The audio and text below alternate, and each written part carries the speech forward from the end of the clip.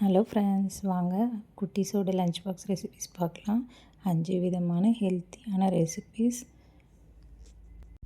Monday vegetable pulao, carrot, beans, உருளைக்கிழங்கெல்லாம் போட்டு செஞ்சுருந்தேன். இது வந்து நான் பிரியாணி அரிசியில் தான் செஞ்சுருந்தேன். உதிரியாகவே வந்துச்சு ஃப்ரெண்ட்ஸ். இந்த அரிசி வந்து டிமார்ட்டில் தான் வாங்கினேன். அரிசி நல்லா தான் இருக்குது, டேஸ்ட்டும் ரொம்ப சூப்பராக இருக்குது. நீங்களும் ட்ரை பண்ணி பாருங்கள். என் பசங்களுக்கு வெஜ் புலாவ் ரொம்பவே பிடிக்கும். ஸோ நான் வீக்லி ஒன்ஸ் கண்டிப்பாக செஞ்சுருவேன். அந்த மாதிரி உங்கள் குட்டீஸ்க்கு எது ஃபேவரட்னு சொல்லுங்கள். நான் முன்னாடியே நைட்லேயே வந்து இந்த பிரியாணிக்கு தேவையான இஞ்சி பூண்டு பேஸ்ட்டு, புதினா அதெல்லாம் வந்து கட் பண்ணி வச்சுடுவேன். ஸோ காலையில் ஈஸியாக இருக்கும். அது கூடவே வந்து குக்கும்பர் கொடுத்துருந்தேன் ஃப்ரெண்ட்ஸ். டியூஸ்டே ரொம்ப சிம்பிளான லஞ்ச் தான் செஞ்சுருந்தேன்.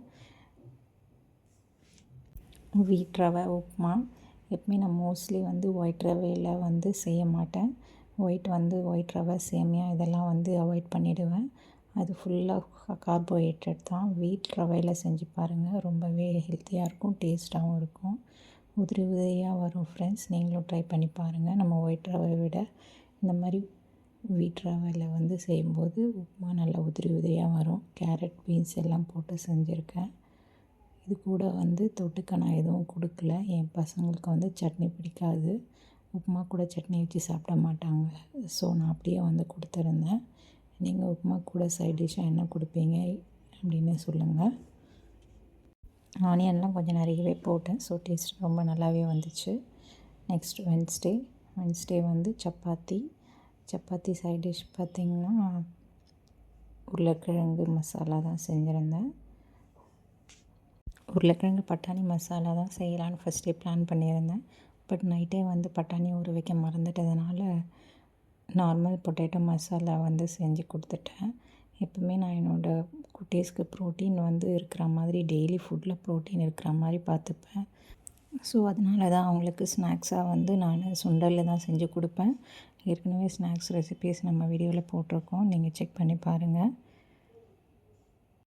நீங்கள் உங்கள் குட்டீஸ்க்கு என்ன ஸ்நாக்ஸ் கொடுப்பீங்கன்ட்டு கமெண்ட்டில் சொல்லுங்கள் ஃப்ரெண்ட்ஸ். தேர்ஸ்டே வந்து காய்கறிலாம் போட்ட பருப்பு சாதம். இதுலேயே வந்து அரிசி கம்மியாக போட்டு பருப்பு வந்து நிறைய போடுவேன். ஸோ டேஸ்ட்டும் ரொம்ப நல்லாயிருக்கும். நம்மளுக்கு என்ன காய்கறி பிடிக்குதோ, உங்கள் குட்டீஸ்க்கு என்ன காய்கறி பிடிக்குதோ அந்த காய் சேர்த்துக்கலாம். நான் இன்றைக்கி வந்து பீன்ஸு, கேரட்டு, கத்திரிக்காய், முருங்கைக்காய் எல்லாம் போட்டு செஞ்சுருக்கேன். பருப்பு நிறைய போட்டு செஞ்சுருக்கேன். ஸோ டேஸ்ட் வந்து ரொம்பவே சூப்பராக இருக்கும். என் பசங்களுக்கு இது ரொம்ப பிடிக்கும் ஃப்ரெண்ட்ஸ். கூடவே வந்து வாழைக்காய் ஃப்ரை பண்ணியிருந்தேன். வாழைக்காய் ஃப்ரை வந்து ஜஸ்ட் உப்பு காரம் போட்டு கொஞ்சமாக எண்ணெய் ஊற்றி பண்ணி கொடுத்துட்டேன். இந்த ரெசிபி வந்து ரொம்ப ஈஸியாக செஞ்சிடலாம். முருங்கைக்காய் வந்து டேஸ்ட் வந்து என்ஹான்ஸ் பண்ணி கொடுக்கும். ஆனால் முருங்கைக்காய் சாப்பிட மாட்டாங்க. ஸோ அதை நான் வந்து எடுத்துருவேன். ரொம்பவே சிம்பிளாக ஈஸியாக செஞ்சிடலாம் ஃப்ரெண்ட்ஸ். இந்த ரெசிபி வேணும்னா கமெண்ட்டில் சொல்லுங்கள்.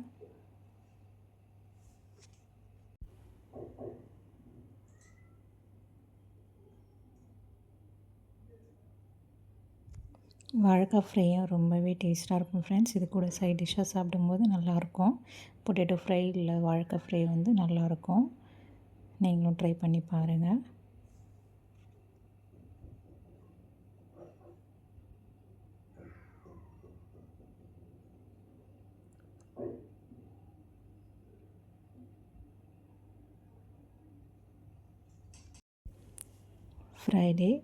Friday carrot onion dosa. எண்ணெய் கொஞ்சமாக விட்டு கேரட், வெங்காயம் வந்து வதக்கிட்டு அதுக்கப்புறம் மாவில் சேர்த்துருக்கேன். அந்த மாதிரி சேர்க்கும்போது டேஸ்ட் இன்னுமே வந்து நல்லாயிருக்கும். கூடவே கொஞ்சம் தனி மிளகாத்தூள் போட்டு கேரட்டை வதக்கிட்டு கேரட் பொரியல் மாதிரி செஞ்சுட்டு அதை எடுத்து மாவில் மிக்ஸ் பண்ணி தோசை ஊற்றி கொடுத்துட்டேன். கூட தொட்டுக்க வந்து தக்காளி தொக்கு. இது ரெண்டும் வந்து காம்பினேஷன் ரொம்பவே நல்லாயிருக்கும். ஸோ நீங்களும் ட்ரை பண்ணி பாருங்கள். ரொம்பவே ஈஸியாக செஞ்சிடலாம் இந்த ரெசிபி. இந்த கேரட் தோசை பார்த்திங்கன்னா ரொம்ப சாஃப்டாக நல்லாயிருக்கும். மதியம் சாப்பிடும்போது கூட நல்லா அந்த காரம், கேரட்லேயே கொஞ்சம் மிளகாத்தூள்லாம் சேர்த்துருக்கோம் இல்லையா, ஸோ நல்லாவே இருக்கும். அப்படியே வெறுமே கூட சாப்பிட்டுடலாம். நான் இன்றைக்கி கூட தக்காளி தொக்கு கொடுத்துருக்கேன். இந்த வீடியோ பிடிச்சிருந்தால் லைக் பண்ணுங்கள், சப்ஸ்கிரைப் பண்ணுங்கள். தேங்க்யூ.